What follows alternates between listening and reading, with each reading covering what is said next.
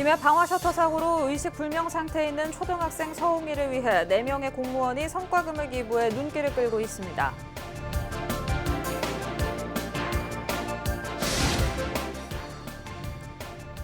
지자체들이 SNS를 이용한 홍보에 열을 올리고 있습니다. 고성군은 공식 밴드를 통해 행정 홍보는 물론 국민과의 소통에 나서고 있습니다.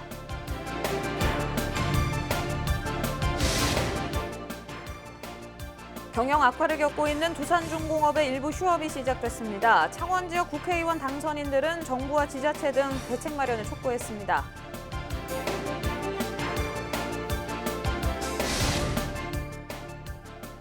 여름철 대표 간식인 찰옥수수를 의령에서는 타 지역보다 2달 빠르게 만날 수 있습니다.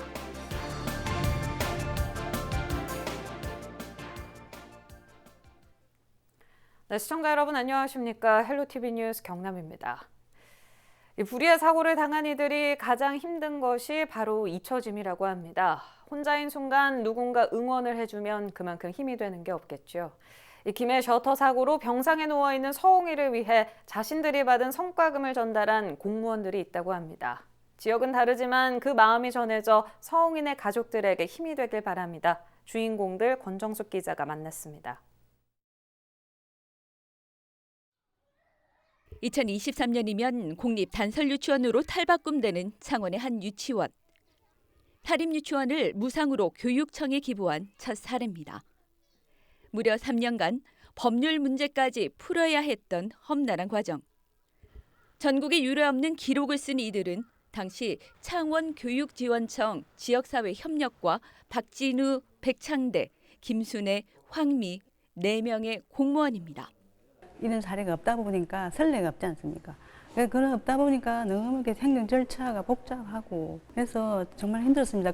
그분 기부하신 그 원장님은 굉장히 좋은 뜻으로 기부하신 거지 않습니까? 근데 우리가 그걸 진짜 그분의 뜻에 맞게 해야 되는데 그 안 될까 봐서 정말 노심초사하고 고민을 많이 했습니다.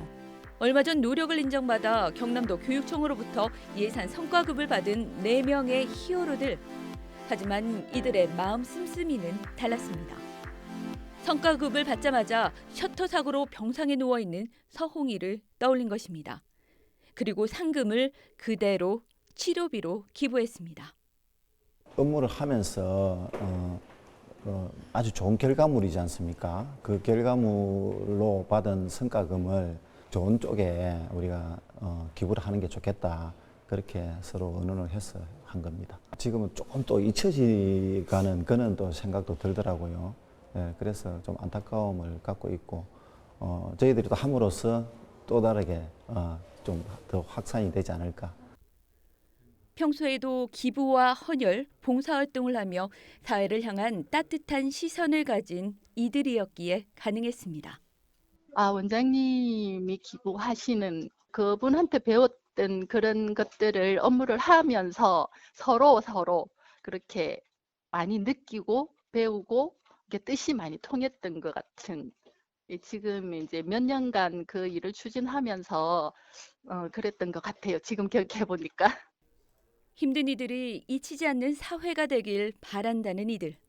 일단 작은 금액이지만 그 서홍이 학생한테 전달되어 가지고 서홍이 학생이 빨리 회복해서 밝은 모습을 빨리 보았으면 좋겠습니다. 그리고 이 코로나로 인해 다들 힘든데 이런 기부 문화가 확산되어 가지고 나보다 조금 어려운 처지에 있는 사람들을 많이 도와줘서 밝은 사회가 되는 모습을 보았으면 좋겠습니다. 4명의 히어로를 통해 기부란 많음이 아니라 마음이란 진리를 다시 한번 돌아보게 됩니다. 기부는 상대방을 위한 것이 아니라 본인을 위한 것이라고 저는 생각합니다. 제가 기부를 하려고. 그 유치원 원장님에 비하면 아무것도 아니지 않습니까? 세발의 팀대에 기부는 기부를 낳고 이게 순환 영양인을 그분이 먼저 시작하시지 않습니까? 그런 활동들을 계속 이어나가도록 하겠습니다. 헬로티비 뉴스 권정숙입니다. 요즘 많은 분들 스마트폰을 통해 다양한 정보를 얻고 있습니다. 지자체들도 소통이 용이하고 전달력이 높은 SNS를 이용한 홍보에 열을 올리고 있는데요. 고성군은 공식 밴드를 통해 행정 홍보는 물론 국민과의 소통 창구로 활용하고 있습니다. 표영민 기자입니다. 고성군의 공식 SNS입니다. 다양한 정책 알림 서비스부터 군민이 우연히 찍은 백두영 군수의 사진까지 고성에서 일어나는 다양한 소식이 담겨 있습니다. 지난 2016년 3월 개설된 공식 밴드는 4년 만에 고성 인구 5만 명의 약 20%인 8,800여 명이 가입했습니다. 지난 2018년 말부터 활성화되기 시작한 공식 SNS는 새로운 소통 수단으로 자리 잡으면서 국민들에게 궁정에 대한 이해를 돕고 있습니다. 새로운 소식이 없나 자주 보는 편이고, 그리고 좋은 소식이 올라오면은 우리 시장 어머님들한테도 공유를 같이 하고 전해드리고 그렇게 합니다. 고성군은 신문 지면이나 홈페이지 공고보다 SNS를 주요 홍보 수단으로 활용하고 있습니다. 기존 홍보 수단과 달리 실시간 소통이 가능하고 가입자가 크게 늘어 파급력도 커졌기 때문입니다. 고성군은 앞으로도 정책 위주의 홍보보다 고성의 일상을 공유하는 SNS 소통 창구로 만들어 나갈 계획입니다.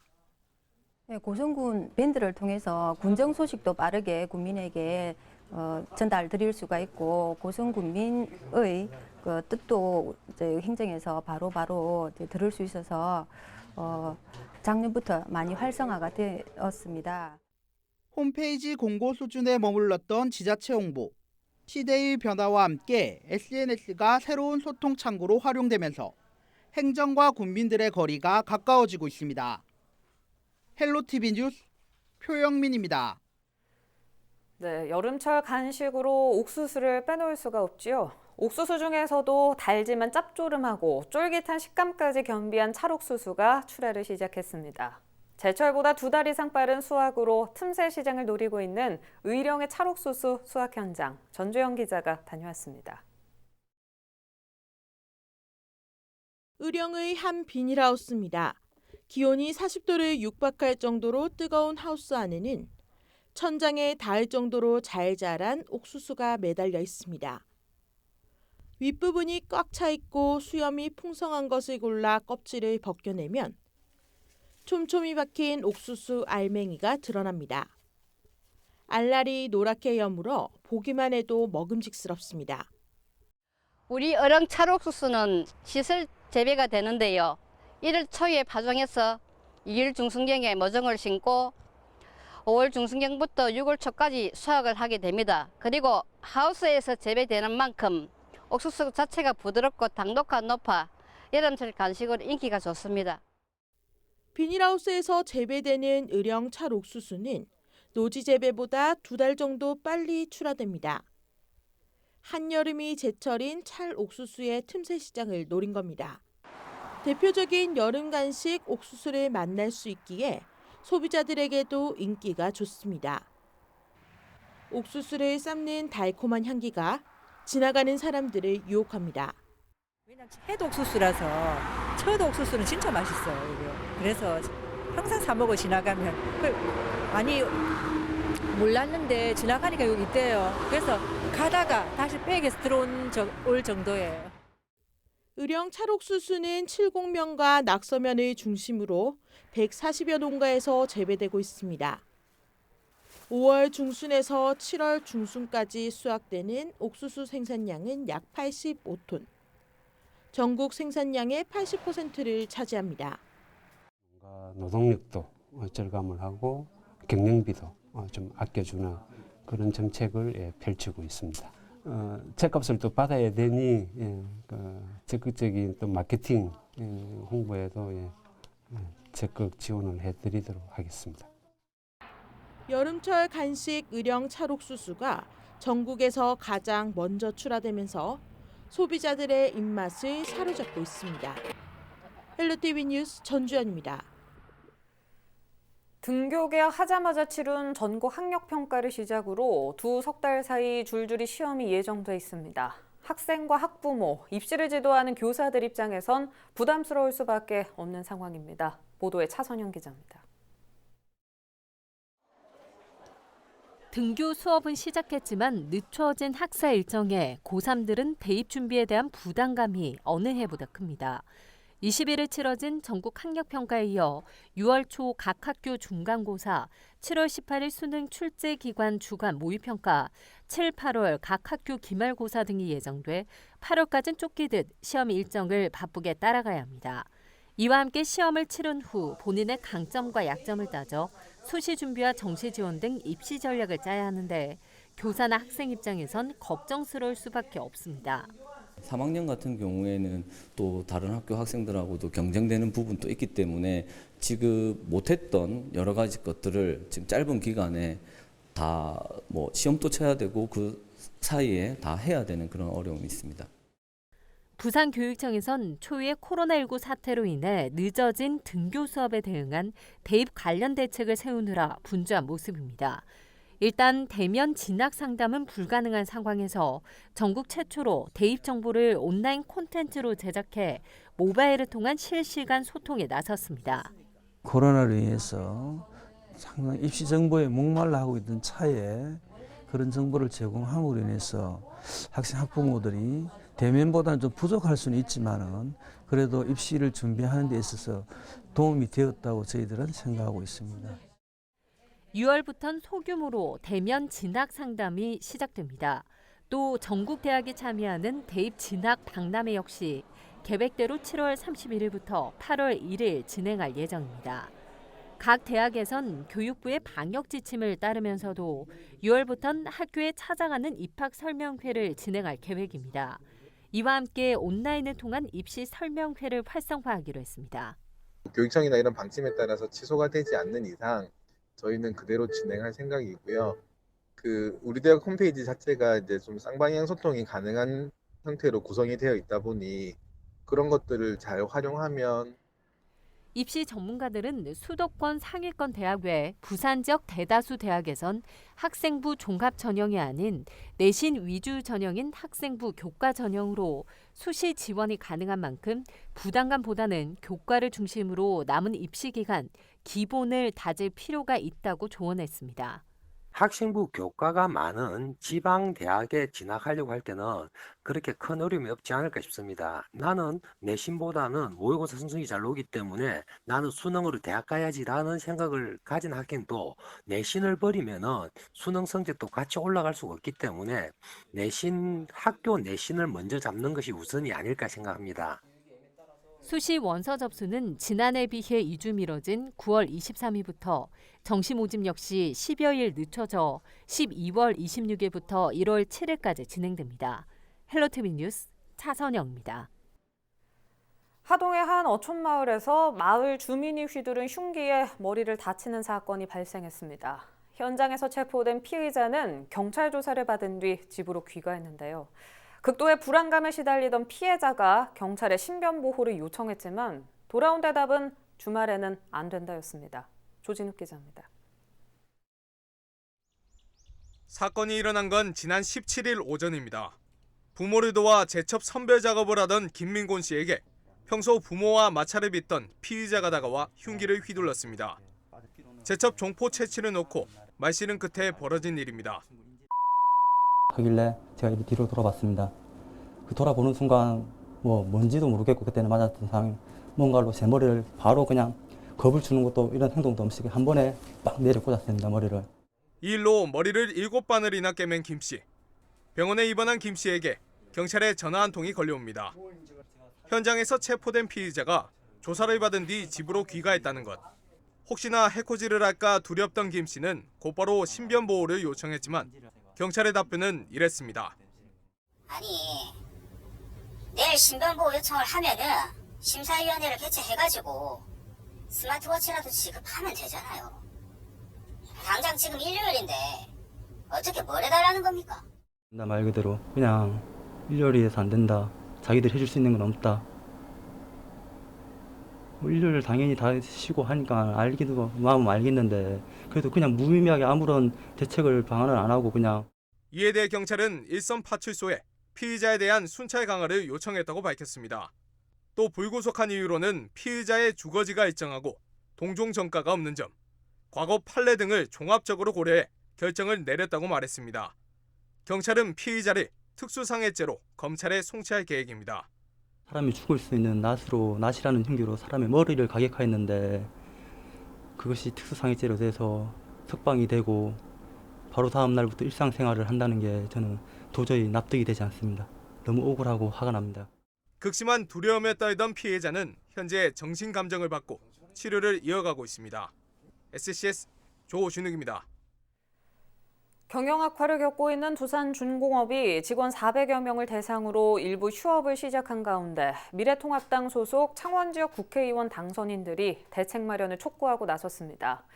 박완수, 강기훈 등 이번 4.15 총선에서 창원 지역 당선인 5명 모두가 20일 공동 성명을 내고 탈원전 정책 중단과 산업고용 위기 지역 확대를 건의했습니다.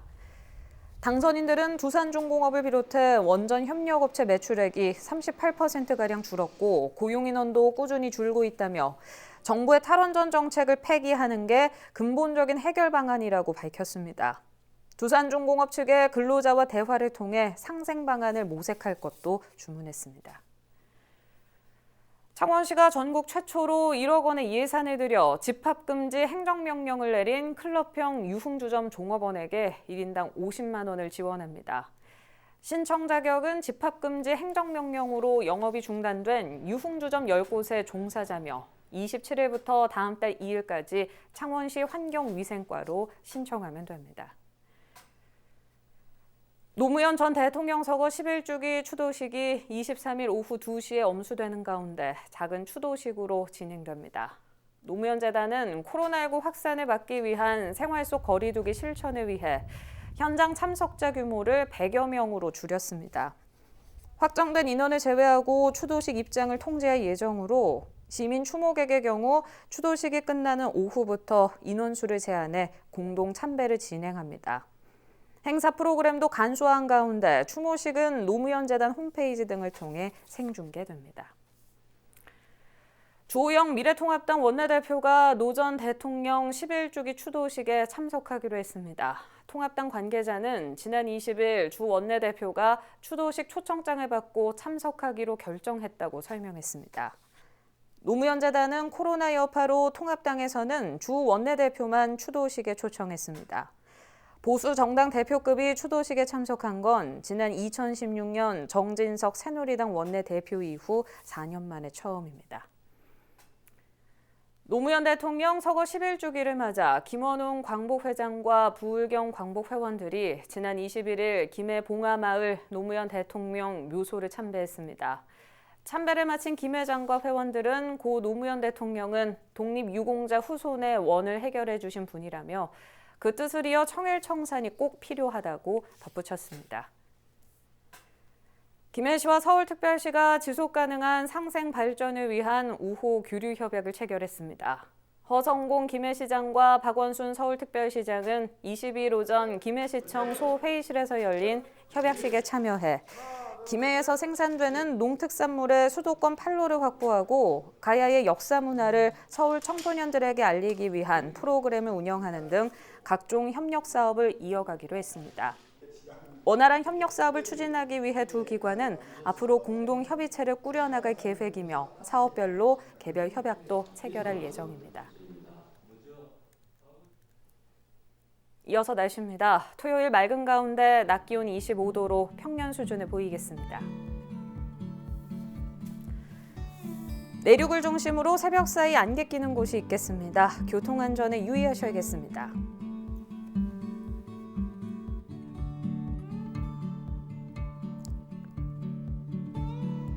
주간 날씨입니다. 낮 기온 25도 안팎을 보이며 대체로 맑은 날이 이어지겠습니다.